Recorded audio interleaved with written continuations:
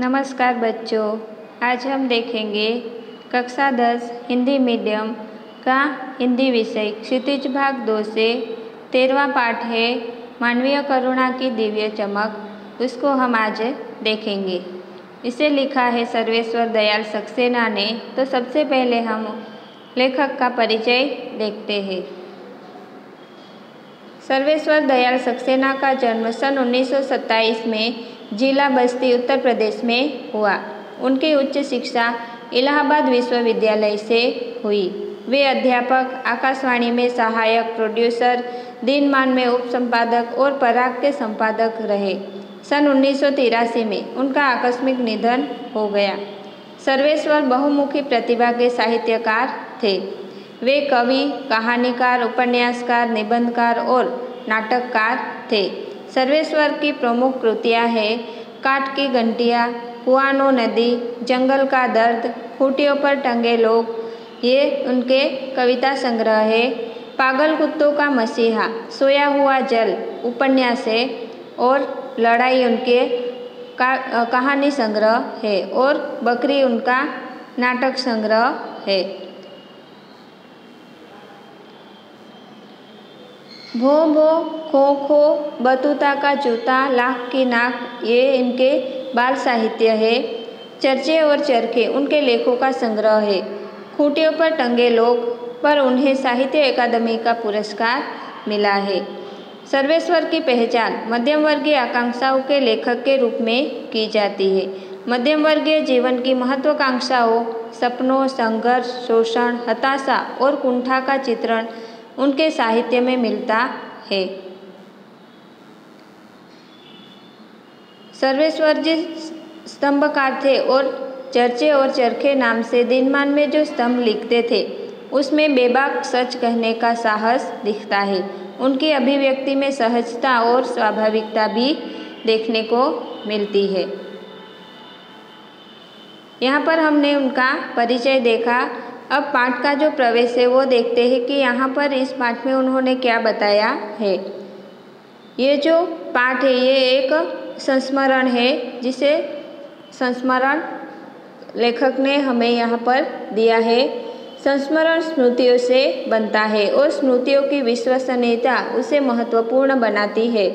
Father कामिल Bulcke पर लिखा सर्वेश्वर दयाल का संस्मरण यह कसौटी पर खरा उतरता है कि यहाँ पर ये जो लेखक है उन्होंने किसके ऊपर ये संस्मरण लिखा है कि फादर कामिल बुल्के पर यह सर्वेश्वर दयाल सक्सेना ने संस्मरण लिखा है।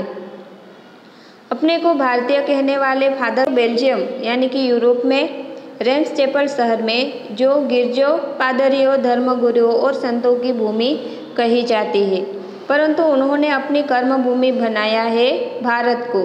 फादर बुल्के एक सन्यासी थे, परंतु पारंपरिक अर्थ में नहीं। सर्वेश्वर का फादर बुल्के से अंतरंग संबंध था, जिसकी झलक हमें इस संस्मरण में मिलती है।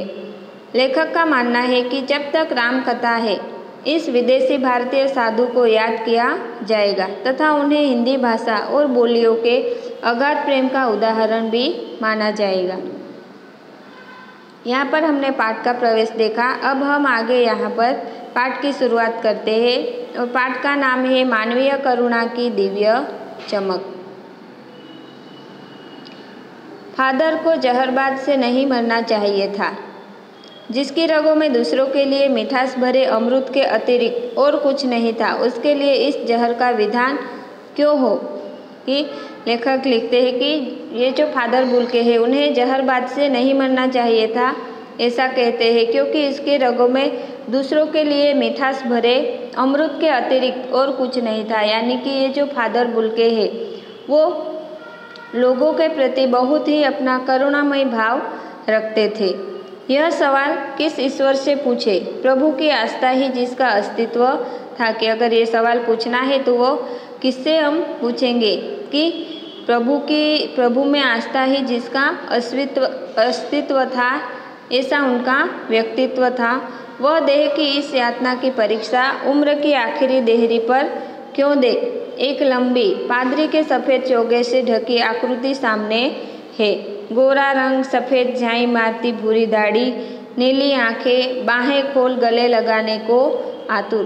कि यहाँ पर फादर बुल्के की मृत्यु हो गई है और उसे देखकर लेखक के मन में जो भाव आ रहे हैं वो उन्होंने यहाँ पर लिखा है। उसके बारे में उन्होंने बताया है कि वो कैसे है कि गोरा रंग है, सफ़ेद झाई मारती बुरी दाढ़ी है, नीली आंखें और बाहें कैसी है कि बाहें खोल के गले लगाने को आतुर है। इतनी ममता, इतना अपनत्व इस साधु में अपने हर एक प्रियजन के लिए उमड़ता रहता था कि ये सब उनके जीवन में ये जो अपनत्व है वो उनके प्रियजन के लिए हमेशा ही उसके अंदर उमड़ता रहता था। मैं 35 साल से इसका साक्षी था कि 35 साल से उन्होंने ये सब देखा है, तब भी जब वह इलाहाबाद में थे और तब भी जब वह दिल्ली आते थे। आज उन बाहों का दबाव मैं अपनी छाती पर महसूस करता हूँ कि उनका ये जो करुणामयी प्रेम भरा जो व्यवहार था उन्होंने बहुत पहले से ही देखा है। वो इलाहाबाद में रहते थे तब भी उन्होंने ऐसा ही उनका व्यवहार देखा है और जब भी वो दिल्ली आते थे तब भी उन्होंने उनका ऐसा ही व्यवहार देखा है। फादर को याद करना एक उदास शांत संगीत को सुनने जैसा है कि अगर फादर को याद करेंगे तो उनका व्यक्तित्व ऐसा था कि वो कैसा है, मानो शांत संगीत सुनने के जैसा है। उनको देखना करुणा के निर्मल जल में स्नान करने जैसा था। अगर उन्हें देखेंगे तो वो कैसे ऊपर से कैसे है कि करुणा के निर्मल जल में स्नान करने के जैसा उनका व्यक्तित्व था और उनसे बात करना कर्म के संकल्प से भरना था। तो इस तरह से यहाँ पर लेखक ने उनके बारे में बहुत ही आत्मीयतापूर्ण स्वभाव के बारे में उन्होंने यहाँ पर बताया है। मुझे परिमल के वे दिन याद आते हैं जब हम सब एक पारिवारिक रिश्ते में बंधे जैसे थे, जिसके बड़े फादर बुल्के थे। कि लेखक को क्या याद आता है कि परिमल के वे दिन याद आते हैं जब हम सब एक पारिवारिक रिश्ते में बंधे जैसे थे, जिसके बड़े फादर बुल्के थे। हमारे हंसी मजाक में वह निर्लिप्त शामिल रहते, हमारी गोष्ठियों में वह गंभीर बहस करते, हमारी रचनाओं पर बेबाक राय और सुझाव देते और हमारे घर के किसी भी उत्सव और संसार में वह बड़े भाई और पुरोहित जैसे खड़े हों, हमें अपने आशीषों से भर देते। कि लेखक के यहाँ कोई भी अगर कोई प्रसंग होता है, कोई भी कार्य होता है तो वो उसमें शामिल रहते हैं, बड़े भाई की तरह वहाँ पर वो खड़े होते हैं और ऐसे समय में वह उन्हें क्या करते हैं कि अपने आशीषों से, आशीर्वादों से उन्हें भर देते थे। मुझे अपना बच्चा और फादर का उसके मुख में पहली बार अन्न डालना याद आता है और नीली आंखों की चमक में तैरता वात्सल्य भी, जैसे किसी ऊंचाई पर देवदारों की छाया में खड़े हो। कि फादर बुल्के का व्यक्तित्व ऐसा था कि वो हर किसी से प्रेम भरा व्यवहार रखते थे और हमेशा उनके चेहरे पर, उनकी आंखों में वात्सल्य ही तैरता रहता था और वो मानो सबके लिए कैसे थे कि एक ऊंचाई पर खड़े हुए देवदारों की छाया में, देवदार की तरह छाया सबको देते थे, ऐसा उनका व्यक्तित्व है। कहाँ से शुरू करें? इलाहाबाद की सड़कों पर फादर की साइकिल चलती दिख रही है। कि लेखक यहाँ पर शुरू करते हैं उसके बारे में कि शुरुआत करें तो कहाँ से करें कि इलाहाबाद की सड़कों पर फादर की साइकिल चलती दिख रही है। वह हमारे पास आकर रुकती है, मुस्कुराते हुए उतरते हैं। देखिए देखिए, मैंने उसे पढ़ लिया है और मैं कहना चाहता हूँ उनको क्रोध में कभी नहीं देखा कि वह क्रोध कभी भी नहीं करते हैं। आवेश में देखा है और ममता तथा प्यार में लबालब छलकता महसूस किया है। अक्सर उन्हें देखकर लगता है कि बेल्जियम में इंजीनियरिंग के अंतिम वर्ष में पहुंचकर उनके मन में सन्यासी बनने की इच्छा कैसे जाग गई, जबकि घर भरा पूरा था, 2 भाई, 1 बहन, माँ पिता सभी उनके परिवार में थे।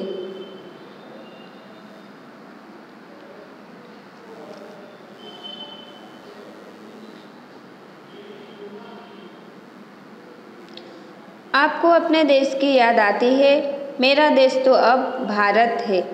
कि यहाँ पर लेखक क्या कहते हैं कि उनका जो परिवार था तो उनके परिवार में सभी थे, पूरा घर भरा हुआ था कि 2 भाई थे, 1 बहन थी और उनके माता पिता भी थे। फिर पता नहीं उनके मन में बेल्जियम में वो इंजीनियर के अंतिम वर्ष में पहुंचकर पता नहीं उनके मन में सन्यासी बनने की इच्छा कैसे जाग गई, ये पता नहीं चला। आगे कहते हैं कि आपको अपने देश की याद आती है? मेरा देश तो अब भारत है। मैं जन्मभूमि की पूछ रहा हूँ। हाँ, आती है। बहुत सुंदर है मेरी जन्मभूमि रेम्स चैपल। घर में किसी की याद, माँ की याद आती है? बहुत याद आती है। यहाँ पर उन्हें इस तरह से उन्होंने पूछा था तो उन्होंने ऐसे उत्तर दिए थे। फिर अक्सर माँ की स्मृति में डूब जाते देखा है कि इस तरह से बातें करके बाद में लेखक ने उन्हें देखा है कि वो हमेशा माँ की स्मृति में डूब जाते थे। उनकी माँ की चिट्ठियाँ अक्सर उनके पास आती थी। अपने अभिन्न मित्र डॉक्टर रघुवंश को वह उन चिट्ठियों को दिखाते थे। पिता और भाइयों के लिए बहुत लगाव मन में नहीं था कि उनकी माँ की चिट्ठियाँ हमेशा उनके पास आती है और वो चिट्ठियाँ वो अपने मित्र डॉक्टर रघुवंश को भी दिखाते थे। पर उनके मन में पिता और भाइयों के लिए बहुत लगाव उनके मन में नहीं था। पिता व्यवसायी थे, एक भाई वही पादरी हो गया है, एक भाई काम करता है, उसका परिवार है। बहन सख्त और जिद्दी थी। बहुत देर से उसने शादी की। फादर को एक आध बार उसकी शादी की चिंता व्यक्त करते हुए उन दिनों देखा था। भारत में बस जाने के बाद 2 या 3 बार अपने परिवार से मिलने भारत से बेल्जियम गए थे। लेकिन मैं तो सन्यासी हूँ। आप सब छोड़कर क्यों चले आए? प्रभु की इच्छा थी, वह बालकों की सी सरलता से मुस्कुराकर कहते थे। इस तरह से उनसे बातें करने पर ऐसे उत्तर देते थे। माँ ने बचपन में ही घोषित कर दिया था कि लड़का हाथ से गया, कि उनकी माँ को वो कैसा है वो पता चल गया था, तो तभी उन्होंने घोषित कर दिया था कि ये जो लड़का है वो अपने हाथ से गया। और सचमुच इंजीनियर के अंतिम वर्ष की पढ़ाई छोड़ फादर बुल के सन्यासी होने जब धर्म गुरु के पास गए और कहा कि मैं सन्यास लेना चाहता हूँ तथा एक शर्त रखी कि अंतिम वर्ष की पढ़ाई छोड़ दी उन्होंने, और फिर उन्होंने क्या बोला कि वह सन्यास लेना चाहते हैं और उस सन्यास लेना चाहते थे तो वो धर्म गुरु के पास जाते हैं और उन्होंने सन्यास लेने की बात कही। तो साथ ही उन्होंने एक शर्त भी रखी कि सन्यास लेते समय सन्यास चाहने वाला शर्त रख सकता है कि अगर सन्यास लेना होता है तो जो सन्यास लेना चाहता है वो जो व्यक्ति है वो शर्त भी रख सकता है कि मैं भारत जाऊंगा। कि उन्होंने क्या शर्त रखी कि मैं भारत जाऊंगा। भारत जाने की बात क्यों उठी नहीं जानता, बस मन में यह था। उनकी शर्त मान ली गई और वह भारत आ गए। कि उनके मन में ये बात क्यों उठी ये तो नहीं पता चला, और मन में बस यही था कि उनकी शर्त मान ली गई और वह भारत आ गए। पहले जीसस संघ में 2 साल पादरियों के बीच धर्माचार की पढ़ाई की। उसके बाद उन्होंने क्या किया कि जीसस संघ में उन्होंने 2 साल पादरियों के बीच में रहकर धर्माचार की पढ़ाई की। फिर 9-2 वर्ष दार्जिलिंग में पढ़ने और क्या किया कि 9-2 वर्ष तक वह दार्जिलिंग में पढ़ते रहे। कलकत्ता यानी कि कोलकाता से बीए किया और फिर इलाहाबाद से एमए। उन दिनों डॉक्टर धीरेन्द्र वर्मा हिंदी विभाग के अध्यक्ष थे। शोध प्रबंध प्रयाग विश्वविद्यालय के हिंदी विभाग में रहकर 1950 में पूरा किया। रामकथा, उत्पत्ति और विकास परिमल में उसके अध्याय पढ़े गए थे। फादर ने मातरलिंग के प्रसिद्ध नाटक ब्लू बर्ड का रूपांतर भी किया है। नीलपंछी के नाम से उन्होंने ब्लू बर्ड का रूपांतर किस नाम से किया है कि नीलपंछी के नाम से किया है। बाद में वह सेंट जेवियर्स कॉलेज रांची में हिंदी तथा संस्कृत विभाग के विभागाध्यक्ष हो गए और यहीं उन्होंने अपना प्रसिद्ध अंग्रेजी हिंदी कोश तैयार किया और बाइबिल का अनुवाद भी। और वही बीमार पड़े कि उन्होंने 9-10 साल तक उन्होंने अभ्यास किया। फिर बाद में उन्होंने इस तरह से बहुत सारे विभाग में रहकर अपना कार्य किया और हिंदी अंग्रेजी कोर्स भी उन्होंने तैयार किया और बाइबिल का अनुवाद भी किया। और फिर वह वहीं पर बीमार पड़ते हैं और पटना आ जाते हैं। दिल्ली आए और चले गए। 37 वर्ष देश में रहकर और 73 वर्ष की जिंदगी जीकर वह यहाँ पर 73 वर्ष की जिंदगी उन्होंने जी है। फादर बुल के संकल्प से सन्यासी थे कि उन्होंने संकल्प तो सन्यासी बनने का लिया था। कभी कभी लगता है वह मन से सन्यासी नहीं थे, पर कभी कभी ऐसा लगता था कि उनके मन से वह सन्यासी नहीं थे। रिश्ते बनाते थे तो तोड़ते नहीं थे। अगर जो सन्यासी होते हैं वो तो ऐसे दुनियादारी से अलग हो जाते हैं, परंतु फादर बुल्के में ऐसा नहीं लगता है कि वो मन से सन्यासी नहीं थे। अगर वो किसी से रिश्ते बनाते थे तो वो कभी उन्हें तोड़ते नहीं थे। 10 साल बाद मिलने के बाद भी उसकी गंध महसूस होती थी।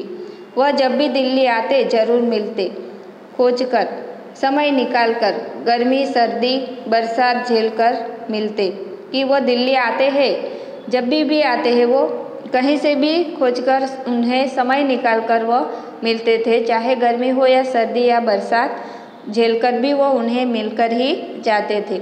चाहे 2 मिनट के लिए ही सही, कि चाहे फिर 2 मिनट के लिए ही क्यों न मिलना पड़े, पर वो मिलते जरूर थे। यह कौन सन्यासी करता है कि अगर सन्यासी है तो ऐसे रिश्तों से मिलने और उनसे 2 मिनट का भी टाइम निकाल के मिलने का जैसा अगर ये कोई कर सकता है तो उसे हम सन्यासी नहीं कह सकते, कि ऐसा तो कोई सन्यासी कर ही नहीं सकता है। उनकी चिंता हिंदी को राष्ट्रभाषा के रूप में देखने की थी, कि उनकी कौन सी चिंता थी कि वो हिंदी को राष्ट्रभाषा के रूप में देखे।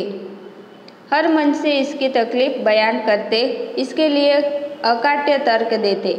बस इसी एक सवाल पर उन्हें झुंझलाते देखा और हिंदी वालों द्वारा ही हिंदी की उपेक्षा पर दुख करते हुए उन्हें पाया है। घर परिवार के बारे में, निजी दुख तकलीफ के बारे में पूछना उनका स्वभाव था और बड़े से बड़े दुख में उनके मुख से सांत्वना के जादू भरे 2 शब्द सुनना एक ऐसी रोशनी से भर देता था जो किसी गहरी तपस्या से जन्मती है।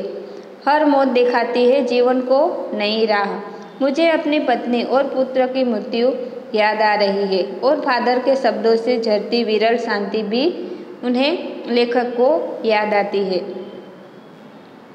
आज वह नहीं है, दिल्ली में बीमार रहे और पता नहीं चला कि आज वह नहीं है। दिल्ली में वह बीमार पड़े थे और पता भी नहीं चला था।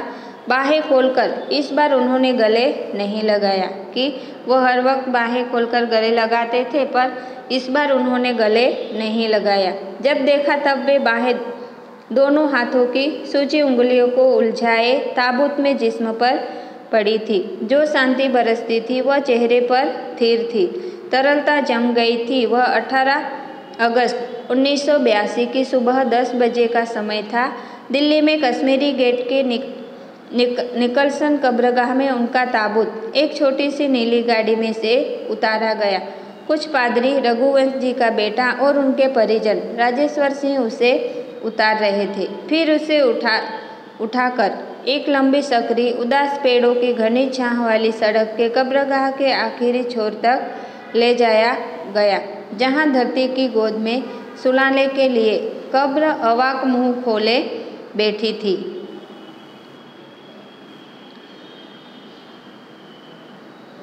मुंह खोले लेटी थी। ऊपर करील की घनी छां थी और चारों ओर कब्रें और तेज धूप के वृत्त। जैनेन्द्र कुमार, विजयेंद्र, स्नातक अजित कुमार, डॉक्टर निर्मला जैन और मसीही समुदाय के लोग। पादरीगण उनके बीच में गैरिक वसंत पहने इलाहाबाद के प्रसिद्ध विज्ञान शिक्षक डॉक्टर सत्यप्रकाश और डॉक्टर रघुवंश भी, जो अकेले उस संकरी सड़क की ठंडी उदासी में बहुत पहले ही खामोश दुख की किन्हीं अपरिचित आहटों से दबे हुए थे। सिमट आए थे कब्र के चारों तरफ। फादर की देह पहले कब्र के ऊपर लिटाई गई। मसीही विधि से अंतिम संस्कार शुरू हुआ। रांची के फादर पास्कल तोयना के द्वारा। तो यहाँ पर बाद में फादर बुल्के का जो अंतिम संस्कार है, उनकी मृत्यु हो चुकी है, तो इसके बारे में लेखक ने बताया है कि जब उसकी मृत्यु होती है, उसका जो देह है उसे लाया जाता है और उसके अंतिम संस्कार में कौन कौन से कितने लोग आए हुए थे, तो उनके बारे में यहाँ पर उन्होंने बताया है। और उनकी जो अंतिम विधि है वो किस तरह से मसीही विधि से उनका जो अंतिम संस्कार है वो शुरू होता है और रांची के फादर भास्कर के द्वारा उनकी अंतिम विधि की शुरुआत होती है। उन्होंने हिंदी में मसीही विधि से प्रार्थना की। फिर सेंट जेवियर्स के रेक्टर फादर पास्कल ने उनके जीवन और कर्म पर श्रद्धांजलि अर्पित करते हुए कहा कि फादर बुल्के धरती में जा रहे हैं, इस धरती से ऐसे रत्न और पैदा हो। डॉक्टर सत्यप्रकाश ने भी अपनी श्रद्धांजलि में उनके अनुकरणीय जीवन को नमन किया। फिर देह कब्र में उतार दी गई। मैं नहीं जानता इस सन्यासी ने कभी सोचा था या नहीं कि उसकी मृत्यु पर कोई रोएगा, लेकिन उस क्षण को रोने वालों की कमी नहीं थी।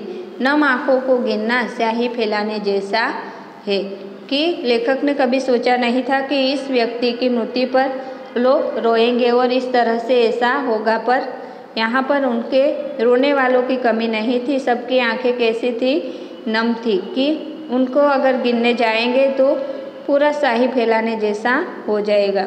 इस तरह हमारे बीच से वह चला गया जो हम में से सबसे अधिक छायादार, फल फूल गंध से भरा और सबसे अलग सबका होकर सबसे ऊंचाई पर मानवीय करुणा की दिव्य चमक में लहलहाता खड़ा था, जिसकी स्मृति हम सबके मन में जो उनके निकट थे किसी यज्ञ की पवित्र आग की आँच की तरह आजीवन बनी रहेगी।